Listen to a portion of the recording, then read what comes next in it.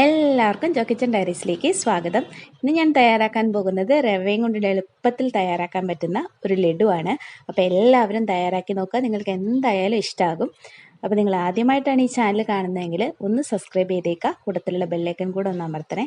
അപ്പോൾ നമുക്ക് ആദ്യം എങ്ങനെ തയ്യാറാക്കുന്നതെന്ന് നോക്കാം. അതിനായിട്ട് ഞാനിവിടെ 1/2 കപ്പ് പഞ്ചസാര ഒന്ന് മിക്സിയിലിട്ടിട്ട് ഒന്ന് പൊടിച്ചെടുക്കുകയാണ്.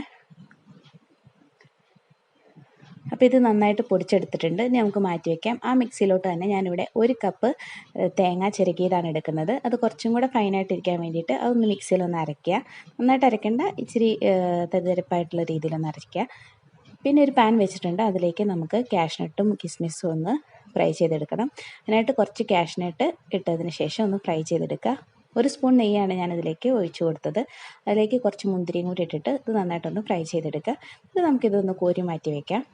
ഇനി ഞാനൊരു പാനിലേക്ക് 1/2 കപ്പ് പാലും 1/2 കപ്പ് വെള്ളവും കൂടെ ഒഴിച്ചു കൊടുക്കുന്നുണ്ട്. അപ്പോൾ ഇതൊന്ന് നന്നായിട്ട് തിളച്ച് വരട്ടെ. അപ്പോൾ ഇത് നമുക്ക് വേറെ അടുപ്പിലോട്ട് മാറ്റി വയ്ക്കാം, അതവിടെ ഇരുന്ന് തിളച്ചോളും. പിന്നെ നമ്മൾ നേരത്തെ കാഷ്നട്ടൊക്കെ വറുത്ത അതേ പാനിൽ തന്നെ ഞാനിവിടെ 1/2 കപ്പ് റവയാണ് ഇട്ട് കൊടുക്കുന്നത്. വറുത്ത റവയാണെങ്കിലും വറുക്കാത്ത റവയാണെങ്കിലും നമ്മൾ ഇതുപോലെ ഒന്ന് വറുത്തെടുക്കണം. അപ്പോൾ ഇനി നന്നായിട്ട് ഇതൊന്ന് മിക്സ് ചെയ്യുക. അധികം നേരം ഞാൻ ഇളക്കി കൊടുത്തിട്ടില്ല. അപ്പം തന്നെ ഞാൻ ഇതിലേക്ക് നമ്മൾ നേരത്തെ അരച്ചിട്ടുള്ള തേങ്ങയും കൂടെ ചേർത്ത് കൊടുക്കുകയാണ്. അതും കൂടെ ചേർത്തിട്ട് രണ്ടും കൂടെയാണ് നമ്മൾ ഒരുമിച്ചൊന്ന് വറുത്തെടുക്കേണ്ടത്.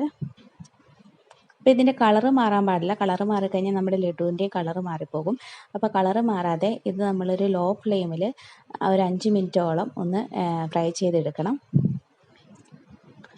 പിന്നെ ഇതിലേക്ക് നന്നായിട്ട് ഫ്രൈ ആയ സമയത്ത് ഞാൻ പൊടിച്ച പഞ്ചസാരയും കൂടെ ഒന്ന് ചേർത്ത് കൊടുക്കുന്നുണ്ട്.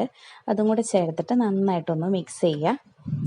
ഇത് നമ്മുടെ സാധാ ലഡു ഉണ്ടാക്കുന്ന അത്ര ബുദ്ധിമുട്ടൊന്നുമില്ല, വളരെ പെട്ടെന്ന് തന്നെ തയ്യാറാക്കാൻ പറ്റുന്ന ഒരു ലഡുവാണിത്.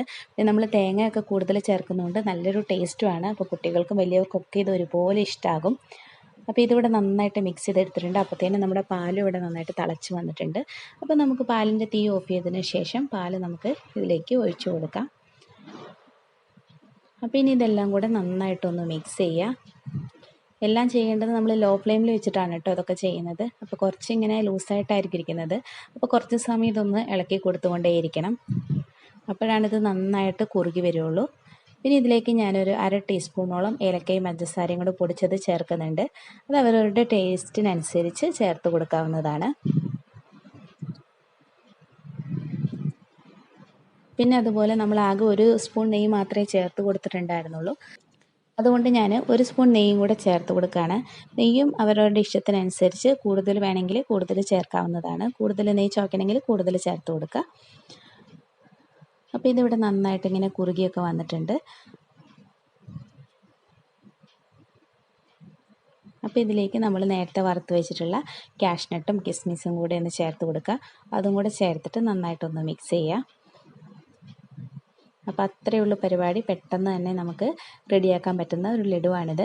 അപ്പോൾ ഇത് നമ്മൾ തയ്യാറായോ നോക്കാൻ വേണ്ടിയിട്ട് ഒന്ന് കയ്യിൽ ഇങ്ങനെ വെച്ചിട്ട് ഉരുട്ടി നോക്കിക്കഴിഞ്ഞ് കഴിഞ്ഞാൽ തയ്യാറായിട്ടുണ്ടോ എന്ന് മനസ്സിലാകും. അപ്പോൾ ഇങ്ങനെ കയ്യിലൊന്നും ഒട്ടിപ്പിടിക്കുന്നില്ലെങ്കിൽ ഇപ്പോൾ നന്നായിട്ട് പെർഫെക്റ്റായിട്ട് വന്നിട്ടുണ്ട്. അതുവരെയാണ് നമ്മളിതൊന്ന് മിക്സ് ചെയ്തെടുക്കേണ്ടത്.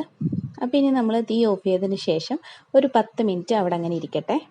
അതിന് ശേഷമാണ്, ഇപ്പോൾ 10 മിനിറ്റ് കഴിഞ്ഞിട്ടുണ്ട്, അതിന് ശേഷമാണ് ഞാനിതൊന്ന് ഇനി ബോൾസ് ആക്കി എടുക്കാൻ പോകുന്നത്. അപ്പോൾ നമ്മൾ ചൂടോടുകൂടി തന്നെ അത് ബോൾസ് ആക്കി എടുക്കണം, അല്ലെങ്കിൽ നമുക്ക് നന്നായിട്ട് ബോൾസ് ആക്കാൻ പറ്റാണ്ട് വരും. അപ്പോൾ നല്ല ഷേപ്പ് കിട്ടണമെങ്കിൽ നമ്മൾ ചൂടോടുകൂടി തന്നെ അപ്പം തന്നെ നമ്മളിത് ബോൾസ് ആക്കി എടുക്കണം. അപ്പോൾ ബോൾസിൻ്റെ വലുപ്പമൊക്കെ അവരുടെ ഇഷ്ടത്തിനനുസരിച്ച് മാറ്റം വരുത്താവുന്നതാണ്. പിന്നെ നമുക്കൊരു ഭംഗിക്ക് വേണ്ടിയിട്ടൊക്കെ നമുക്ക് വേണമെങ്കിൽ നമ്മുടെ വറുത്തിട്ടുള്ള മുന്തിരിയോ കാഷ്നട്ടോ എന്ത് വേണമെങ്കിലും അങ്ങനെ വെച്ച് കൊടുക്കാം. അപ്പോൾ നമ്മൾ ടേസ്റ്റി ആയിട്ടുള്ള ലഡു ഇവിടെ തയ്യാറായിരിക്കുകയാണ്. അപ്പോൾ ഇതുപോലെ തന്നെ ബാക്കി എല്ലാതും ബോൾസ് ആക്കി എടുക്കുക. അപ്പോൾ എല്ലാവരും തയ്യാറാക്കി നോക്കിയിട്ട് അഭിപ്രായം പറയാൻ മറക്കരുത്. നിങ്ങൾ അതുപോലെ നിങ്ങൾക്ക് ഈ വീഡിയോ ഇഷ്ടപ്പെടുകയാണെങ്കിൽ നിങ്ങൾ ഫ്രണ്ട്സിനും ഫാമിലിക്കൊക്കെ ഒന്ന് ഷെയർ ചെയ്ത് കൊടുക്കണം. എൻ്റെ മറ്റ് വീഡിയോസ് കണ്ടിട്ടില്ലെങ്കിൽ അതും പോയി കാണാം. ഇപ്പോൾ എല്ലാതും ഞാനിവിടെ ബോൾസ് ആക്കി എടുത്തിട്ടുണ്ട്. അപ്പോൾ അടുത്ത നല്ല വീഡിയോ ആയിട്ട് വീണ്ടും കാണാം. Thanks for watching. ബൈ.